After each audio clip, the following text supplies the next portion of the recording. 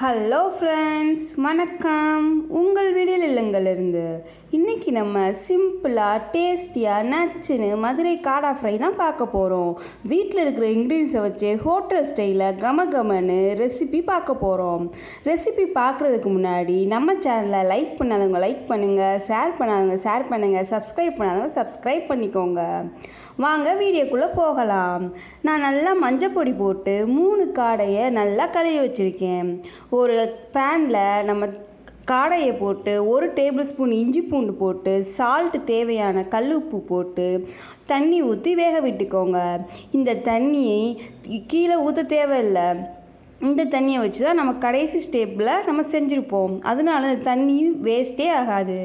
நம்ம இதுக்கு மூழ்கிற அளவுக்கு தண்ணி ஊற்றி 10 to 15 நிமிஷம் மீடியம் ஃப்ளேமில் வச்சே வேக விடுங்க. வேக விட்டு திறந்த உடனே 1 table spoon homemade garam masala தான் போட்டிருக்கேன். போட்டுட்டு திருப்பி 2 நிமிஷம் திருப்பி போட்டு வேக விடுங்க. நல்லா தண்ணி வற்றி வந்த உடனே இது மாதிரி சாஃப்டாக வெந்திருக்கும். இப்போ நம்ம தோசை கடாயில் தான் பண்ண போகிறோம். அது நான் ஹோட்டல் ஸ்டைல்னால தோசை கடாயில் பண்ணுறேன். நான் கடலெண்ணெய் ஊற்றிக்கோங்க. தேவையான அளவு கடலெண்ணெய் ஊற்றிக்கோங்க. கடலெண்ணெய் சுட்ட உடனே 1/4 ஸ்பூன் சோம்பு சேர்த்துக்கோங்க. சோம்பு சேர்த்து 4 பச்சை மிளகாவை நறுக்கி வச்சுருக்கேன். அதையும் போட்டு நல்லா வதக்கிக்கோங்க. இது தோசைக்கல்லில் பண்ணாதான் டேஸ்ட்டாக இருக்கும். இந்த வதங்கின உடனே கருவேப்பிலை ஒரு கொத்து போட்டு வதக்கிக்கோங்க. நம்ம மதுரைனாலே கருவேப்பிலை இல்லாமல் ரெசிபிஸ் எதுவுமே இருக்காது.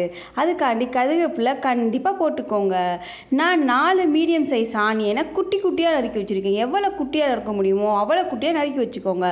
அதுக்கு தேவையான அளவு உப்பை போட்டு நல்லா வதங்கி வரணும். மீடியம் ஃப்ளேம்லேயே வைங்க. நல்லா வதங்கி வந்த உடனே 1 மீடியம் சைஸ் தக்காளியை குட்டி குட்டியாக நறுக்கி வச்சு நல்லா வதங்கிடும். நல்லா வதங்கி வந்த உடனே நம்ம வேக வச்சுருக்கோம். நான் தண்ணி இப்போ யூஸ் பண்ணுவோன்னு சொன்னேன் பார்த்தீங்களா, வேஸ்ட் பண்ணாமல். அந்த தண்ணியை நம்ம சென்டரில் ஊற்றிக்குவோம். நல்லா கொதித்து வந்து எல்லா தண்ணியும் நம்ம கரெக்டாக அளவு ஊற்றுறோம்னா அந்த இதுக்கு கரெக்டாக தண்ணி அளவு தீந்துடும் தண்ணி. அது நல்லா அந்த வெங்காயம் தக்காளியோட வதக்கி நம்ம வேக வச்சுருந்த காடாயை இது மாதிரி பிச்சு போட்டு நல்லா வதக்கணும். இது வதங்கும் போது நல்லா புரோட்டா குத்துவாங்க பார்த்தீங்களா, அது மாதிரி குத்தி குத்தி வதக்கணும். இப்போ ஹோம்மேட் கரம் மசாலா இன்னும் கொஞ்சம் சேர்த்துக்கிறேன். அப்போ தான் ஸ்மெல்லு வாசம் செம்மையாக இருக்கும். அதுக்காண்டி தான் நான் சேர்த்துக்கிறேன். இது போல் நல்லா வதங்கி வரணும். வதங்கி வரதை நல்லா குத்தி குத்தி குத்தி நறுக்கிக்கோங்க. வதங்கி வந்தோடனே நான் தேவையான 2 டேபிள் ஸ்பூன் மிளகு பொடி சேர்த்துக்கிறேன். நான் ஃப்ரெஷ்ஷாக அரைச்ச மிளகு பொடி தான் சேர்த்துக்கிறேன். நீங்கள் உங்களுக்கு காரத்துக்கு ஏற்றாப்புல மிளகு பொடி சேர்த்துக்கலாம். சேர்த்து நல்லா வதக்குங்க. மீடியம் ஃப்ளேம்லேயே வச்சு வதக்குங்க. நல்லா வதங்கி இப்போயே நம்ம புரோட்டா வாங்கும்போது குட்டியோண்டு பொட்டலத்தில் காடா ஃப்ரையை மடித்து தருவாங்க பாருங்கள், அந்த ஸ்மெல் வந்துருச்சு. இது வதக்கும் போது நல்லா இது மாதிரி டிஸ்ட் பண்ணி வதக்குங்க. இப்போ நம்ம சுவையான காடா ஃப்ரை ரெடி. இது போல் பண்ணி பார்த்துட்டு எப்படி வந்துச்சு கமெண்ட் பாக்ஸில் போடுங்க. நன்றி.